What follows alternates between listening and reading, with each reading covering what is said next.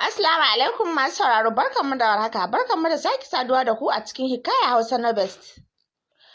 Masu sauraro ku rika danna mana subscribe, kana ku danna mana ƙararrawar sanarwa domin samun sabbin shirye-shiryenmu da zarar mun ɗaura. Bismillahirrahmanirrahim. Abu ɗaya muke so kashi na ɗaya. Yumna, ina tsaka da game a cikin iPad ɗin Uncle Halwani. Tura ɗan mitsitsin bakina ne mai shegen kyau wanda yake da kalar pink. Kanna ido na ne a hankali sannan na amsa da yes mommy. Na fito ina tura baki kwalla na cika min ido ina son kuwa na kalli a Uncle Halwani. Mika mashi iPad ɗin na juya a guje zan koma sama. Aiko dai tuntuɓan da stool cup ɗin glass ɗin kan stool ɗin ya faɗo ƙasa sai yadda ya fashe. Aiko na tafi zan faɗi a kai cikin zafin nama ya roƙo ni tare da ƙwala min kira. Yimna! A tsorace na kankame jikin shi, jikina sai bari yake yi. Jiyo da ni yayi dan kowa ya sadakar zan faɗi akan kwalbar ne. Mai da ni kujera tare da ɓacin yana kallo na rike kunne yayi cikin nutsuwa ya ce ba na hana wannan guje-gujen ba. Tsilli-tsilli na yi da idanuna kafin na shiga wasa da hannuna. Na ce I'm sorry. Shafa kai na yi cikin jin daɗi ya ce okay ga iPad ɗin. Dama naki ne da na ce zan kawo miki. Sai kuma close your eyes na nuna miki surprise. Murmushi ne wanda ya bayyana 'yan manyan kumatuna. Rufe idanuna ne can ya fita. Dunkulen mommy ta abba na da yake gefe sai murmusawa yake yana faɗin Halwani ya ɓata min Yumna ba ta laifi. Yanzu sai ta iya tara miki jama'a. Tura baki ne tare da buga kafa na a ƙasa na ce abba na kar ka bari na buɗe eyes ɗina. Kin jima baki buɗe ba mara jin magana. Ai Halwani ɗin zai tafi sai na zane ki inji mommy. Yayi kyau madam dama cin zali na baby Yumna kike yi idan bana nan ya faɗa fuskar shi akan na abba na. Kaga ni bana son wannan abin da kake mata. Allah ya gani kana ɓata min tarbiyyar da nake yi ne. Dan Allah ka rabba min da ya kawai shine abin da nake bukata. Mommy ta faɗa a zafafe. Takaici da bakin ciki ya sanya abba na miƙewa zai je gurin ta Uncle Harwani ya rike shi. Stop Abul Yumna. Ta fi mu gaskiya ai yarta ce kuma tana da ikon raba ta da duk wanda zai kawo mata cikas a rayuwa. Madam Sanaki ya haƙuri amma ban san inda zan kai wannan kayan ba domin na riga da na saya na birthday din baby ne. Zuba min su yayi a saman center table ya dauki sauran tarkacen shi zai fita da sauri na tashi na rungume bayan shi ina kuka na ce Uncle Halwani don't leave me please take me away mommy za ta min duka. Janyo ni ya gaban shi sannan ya durƙusa daidai can tsayina yana share min kwalla. Baby ba za ta dake ki ba ki yi haƙuri wata rana zan zo na ɗauke ki kin ji baby love. Gardama na sanya mashi haushi ne ya rufe mommy ta bincike ni tana zagina tare da make ni. Murmushi ya sannan ya miƙa wa abba na hannu ya fita. Ran abba ya ɓaci da abin da mommy ta yi amma babu yadda ta iya dan yanzu za ta iya shiga mishi gori da faɗa. Akan abba na bai da zuciya ya manne wa Uncle Halwani don Uncle ya fi shi kuɗi. Aikina ta tura ni tare da jan kofar ta rufe sannan ta dawo kan abbana tana mishi faɗa da zagin cin mutunci idan kana son mu zauna lafiya wallahi sai kai nesa da Ahmad Halwani ko kuma na ɗauke yarinyar na gudu tunda baka da zuciyar da zaka tara irin dukiyar shi ka rabu da shi ko na ɗauke yarinyar ta faɗa mishi tana huci. Cikin damuwa abbana ya kalle ta kamar zai yi kuka ya ce sana ki ji tsoron Allah domin ko mutuwa na yi Ahmad shine gatan Yumna don haka ki ajiye batun tara dukiya irin na Ahmad don wutsiyar raƙumi ta yi nesa da ƙasa. To wallahi zan ɗauke ta na bawa Amir ya tafi da ita Portugal ta je can ta yi karatu. Irin wannan rigimar yana damun abbana ba shi ba hatta ni ina jin ciwon abin. Takaitaccen tarihi na. Shekaru na 7 a duniya ba ni da ƙane sai dai cikin da momi take da shi. Mahaifina ɗan garin Kumo ne na jihar Gobe. Yayin da momi ta kasance Batangaliya wato 'yar garin Biri na Gombe. Yayin da Uncle Ahmad Halwani ya kasance ɗan kafin Kumo. Kuma kamar abba na inda ya fito daga na fada banda Allah ya so ni da rama sai na kwaso kyan abba na yayin da jikina na ɗauko irin na momi na. Yan uwana da abokan arziki ba sa ƙaunar momi kasancewar ba ta da kirki. A cikin mutanen da suka tsaya wa abba na Uncle Harwani ne ya fara bashi ƙwarin gwiwa da ya auri momi na. Amma tsabar rashin mutunci momi ta tsani Uncle Harwani kamar ta wurga shi cikin wuta. Ko dangin abba na bata tsane su haka ba. Abba na wanda sunan shi ya kasance Umar Alfa. Duk yanda abba ya so sanin meye laifin Uncle Harwani da momi ta ki magana ƙarshe sai ya zuba mata ido. Da ƙarshe ta fito da nuna ƙiyayyarta akan dukiyar da Uncle ya fi shi ya riƙe mishi. Wannan abin tun kafin a haife ni ake yin shi har na duro duniya ana rigima da momi akan Uncle Harwani. Tunda Uncle ya zo ya gani ya shiga hidima da ni ko ta kan momi bai yi ba shi kawai ni ce a gaban shi. Ranar suna kuwa shanu 2 da rago 3 aka yanka na sunana ya kuma ba wa momi kyautar mota da kuɗi masu yawa. Amma duk da haka bai sanya ta daina tsanar shi ba sai ma ƙara jin haushinsa da take yi. Iyayen Uncle Harwani ba sa zaune a ƙasar, suna Saudiya. Kasancewar baban shi ambassador ne, kafin wannan lokacin ya riƙe muƙamai masu yawan gaske. Mahaifiyarsa kuwa likita ce. A Saudiyan yana da ƙanne 5 maza da mata. Hajiya Turai shine sunan mahaifiyar shi, mahaifin shi kuma Alhassan na fada. Wannan shine iya abin da na sani dangane da iyayena da uncle. Tunda Mommy ta jefa ni a ɗaki nake kuka har barci ya ɗauke ni. Ban farka ba sai da ta zo ta tashe ni. Tare da riƙe min kunne na, wallahi na kuma ganin ki da Halwani sai na zane ki. Yar banza baki isa hana ni abin da nayi niyya ba. Idan na kuma ganin ki sai na yanka ki. Ya nuna min ta nuna min new knife ɗinta. Tana nuna min za ta iya yanka ni. Tsoro ya saka ni sake fitsari a pant ɗina. Ina cewa I'm sorry Mommy, ba zan kuma kula shi ba. Kar ki yanka ni. Murmushi dai sannan ta ce min Yumna good girl. Kar na kuma ganin ki da shi. Gada mata kai na ina share kwalla. Mommy she too selfish. Komai ita kanta kawai ta sani. I didn't know why take son raba ni da Uncle Harwani ba. After 2 days, a bakin abana nake jin labarin Uncle Harwani ya tafi karatu, kuma shi zai jima don yana son ya haɗa karatun shi daga master har inda ya gaji ya bari. Na yi kuka sosai amma a ɓoye don ina tuna lokacin da yake sa ni na hau bayan shi yana min doki ko muna wasan ɓoya da shi. Uncle ya damu sosai don ya fi iyayena damuwa da ni, kuma na san ko da ya tafi ya so zuwa kawai ya kince ni ba tare da sanin meye gaskiyar ba.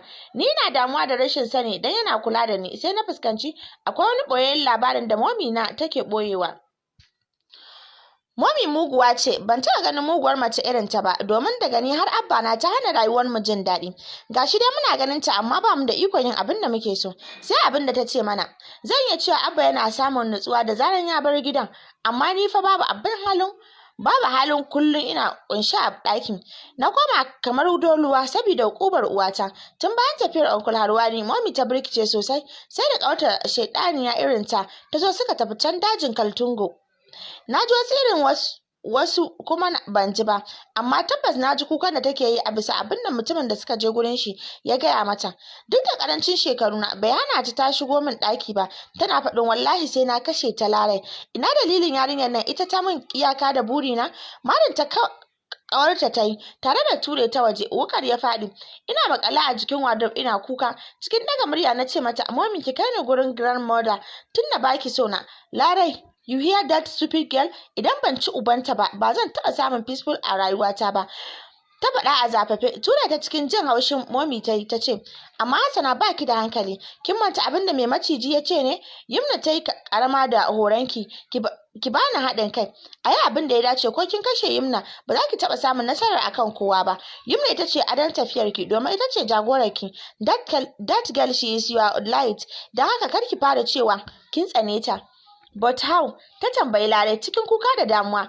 Murmushi Larai ta sannan ta nufi inda take zaune ta ce dole ki haƙura da wasu abubuwa domin cimma wasu abubuwan. A hankali ta warware mata komai, sannan ta kuma ƙara mata da cewa haƙuri shine matakin farko, daga nan sai mu haura mataki na biyu. Wani hannun Larai ya yi ringin, ɗauka ta kara a kunnenta sannan ta sake murmushi ta ce kai baby ina zuwa, ai babu komai yanzu zan zo. Kashe wayar ta tare da sake murmushi ta ce ki yi nazari, bari na je mijin yarki ya zo. To ya za mu yi tunda Allah ya sanya mana ƙaunar wasu mazan? Ai baby na Bilal mijin ƴata ce. Amma kar ki ga yadda yaron nan ya iya shagali. Ba zan iya baki labari ba, amma zo mu je ki ga yadda ake abin duniya. Maybe an yi labaru irin wannan, but reasons ɗin da ya sa ni ɗauko irin wannan labarin domin ya ankarar da mu kurakuran da wasu suka buga. Can you imagine uwar da ta haife ta tana sex da mijinta? Mu je zuwa. Gyale Mommy ta ɗaura a shoulder ɗinta suka nufi gidan Hajiya Larai, don dama ta girme Mommy sosai don kusan sa'ar ƙanwarta ne. Suna zuwa suka samu matashin wanda ba zai wuce 30 ba yana jiran su. Tun kafin ta yi fakin ya taso kamar wani guguwa, ya buɗe motar da ƙarfin tsiya sannan ya finciko ta. Murmushi ta sannan ya shiga janta har cikin gidan ya watsa ta a falon. Yana wuci kamar me, ni yau Ashna ta hana kanta, to wallahi sai na fanshi abin da ta yi min, domin kuwa ta wulakanta ni. Dubi yadda yaron kirki ya koma maza. Zo ki rage mishi karfin aikin shi, in ba haka ba yau tafiya sai ya gagare ki. Dariya ta saka sannan ta ce haba Bilal, kana da ni a cikin garin Gombe, me za ka yi da Ashna? Maza ciro min yaron kirki, yar banza ai ta yi wa kanta asara. Ina zan iya rasa wannan kayan shagalin? Ni ɗaya na san yadda nake ji. In kana zunguri na kai har kukan da nake ai ba ta wuya bace ba. A ai ta daɗi ce, Allah ya isa min tsakanina da Alhaji Hamza Billiri domin ya gama da ni. Ina ma da zamanin 'yan matanci na aka haife ka, ya ɓoye ka zan yi. Tana faɗar hakan tana son yaren Nobel ɗin shi a bakinta, tare da zuƙe duk wani ruwan da yake ciki. Momi kam tsayawa ce tana kallon Hajiya Larai yadda take cinye surukinta ba tare da jin ko ɗar ba. Ashe ita kamar ƙaramar 'yar iska ce? Tunda duk iskancinta ba ta taɓa raba kanta da wani namiji ba. Koma a gefe ce tana tsima, musamman da ta ga yadda yake tura kan Hajiya Larai. Sun kai minti 21 kafin ya watsa mata ruwan abin shi a bakinta. Inna lillahi wa inna ilaihi raji'un. Allah ka yafe mana kurakuranmu. Wallahi wannan lokacin muna cikin masifa da jarabta. Mijin yarki ta cikinki. Yana gama hakan ya juya ta da ƙarfin tsiya, yana marin bambam ɗinta duk ta jiƙe jagab, sannan ya shiga murza ta son ran shi, yana marin fuskarta kamar mahaukaci haka yake binta. Yar banza ita kuma sai ihu take tare da cewa wayyo ni Larai na shiga uku na lalace. Kai Allah ya isa min haihuwar Ashna da ne, domin ko shi yana ni zama da kai inuwa ɗaya. Kafin lokacin Mami ta gudu don ta lura Hajiya Larai ta ci ubanta a iskanci kuma, domin ba ta tsammanin za ta yi haka. Sai ta ga da gaske ana samun irin Hajiya Larai.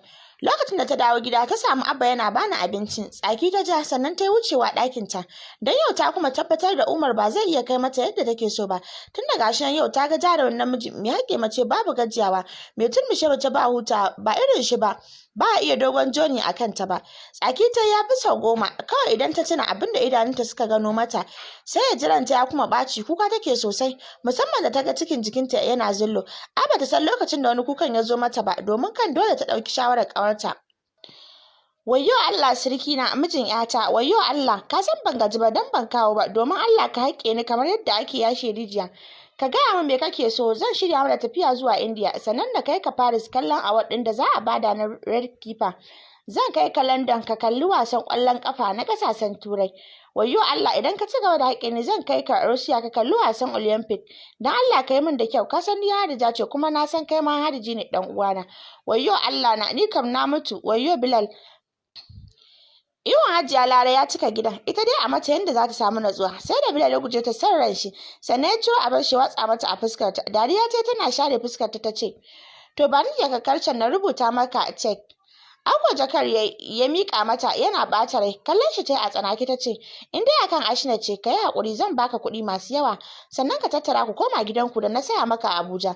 Ni ma zan dawo nawa, ai zargi take ba ta tabbatar ba, idan kuma ka ga haka yaƙi zan tura ta makaranta a China.